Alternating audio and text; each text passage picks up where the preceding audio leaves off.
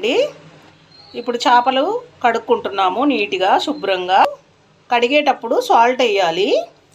చూడండి, సాల్ట్ ఎందుకు వేస్తున్నామంటే ఆ ముక్కకున్న జిగురంతా పోతుంది, శుభ్రంగా నీట్గా వచ్చేస్తుంది. తర్వాత ప్లస్ ముక్క గట్టిపడుతుంది, ముక్క మెత్తగా అవ్వదు, గట్టిపడుతుంది. చూడండి, సాల్ట్ వేసి ఇలా కదుపుకోవాలి. ఒక 10 నిమిషాలు పక్కన పెట్టుకుంటామండి. సాల్ట్ వేసి 10 నిమిషాలు పక్కన పెట్టుకున్నాం కదా. ఇప్పుడు చూడండి, అది శుభ్రంగా కడుక్కోవాలి. ఆ జిగురంతా పోతుంది, ముక్క గట్టిపడుతుంది. చూడండి,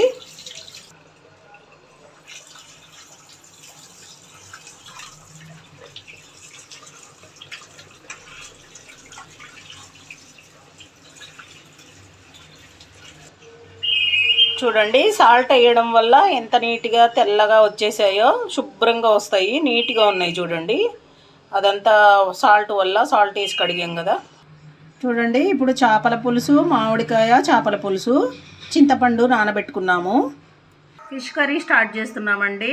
కావాల్సిన పదార్థాలు: ఉల్లిపాయ, మామిడికాయలు, కరివేపాకు, పచ్చిమిర్చి. ఆయిల్ వేస్తున్నామండి. ఒక 10 టేబుల్ స్పూన్ దాకా పడుతుంది. చేపల పులుసుకి ఎక్కువే ఉండాలి.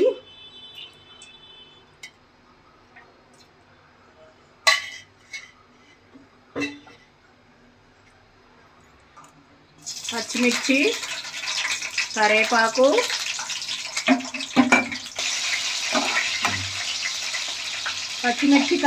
వేగేయండి. తర్వాత ఉల్లిపాయలు వేసుకుంటున్నాము.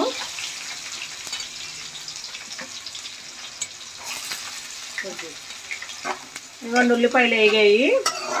బాగా సన్నగా కట్ చేసుకొని బాగా వేపుకోవాలి. ఉల్లిపాయలు వేగిపోయాయి.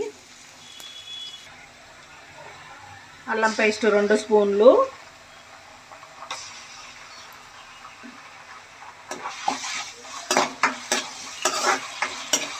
అల్లం పేస్ట్ కూడా ఆయిల్లో మగ్గాలండి.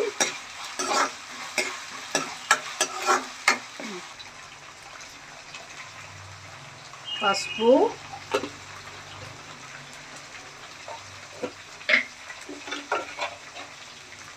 సాల్ట్ సరిపడా,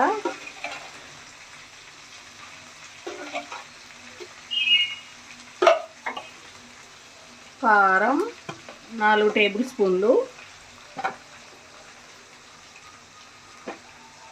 కారం ఎక్కువ ఉండాలి చేపల పులుసుకి. దీన్ని బాగా కలుపుకోవాలి ఆయిల్లో.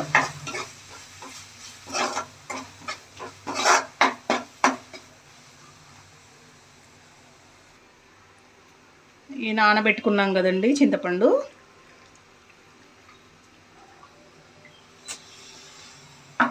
ఈ నానబెట్టుకున్న చింతపండు పులుసు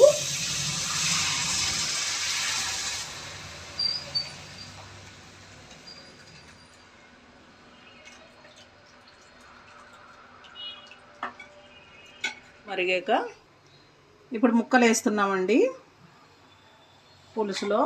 పులుసు బాగా మరిగాక ఇలా వేసుకోవాలి.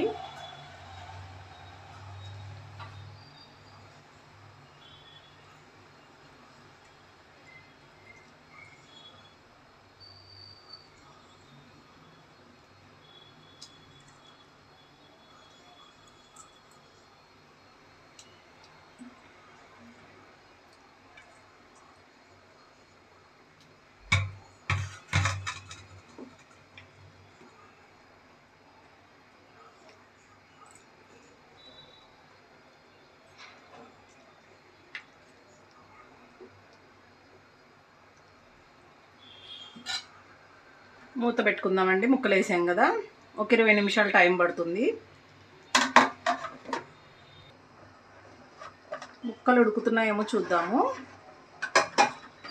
ముక్క ఉడుకుతుంది. మెంతి పౌడర్ అండి, మెంతి పౌడర్ ఇలా వేసుకోవాలి. మెంతి పౌడర్ చాలా బాగుంటుంది చేపల పులుసులో.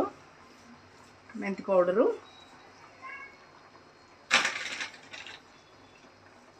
మెంతాకు. ఇప్పుడు మళ్ళీ మూత పెట్టుకుందాము ఇంకొక 10 నిమిషాలు. 20 నిమిషాలు అన్నాం కదా, ఉడికిపోయి ఉంటుంది. చూడండి, ఇప్పుడు మామిడికాయ ముక్కలు వేసుకోవాలి.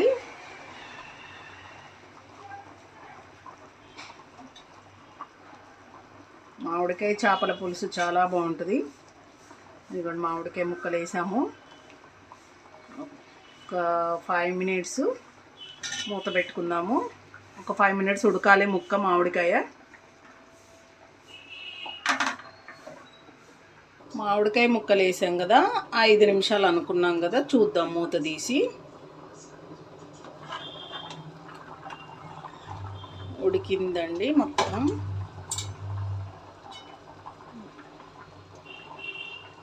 ఇదిగోండి మామిడికాయ ముక్క ఉడికిపోయింది.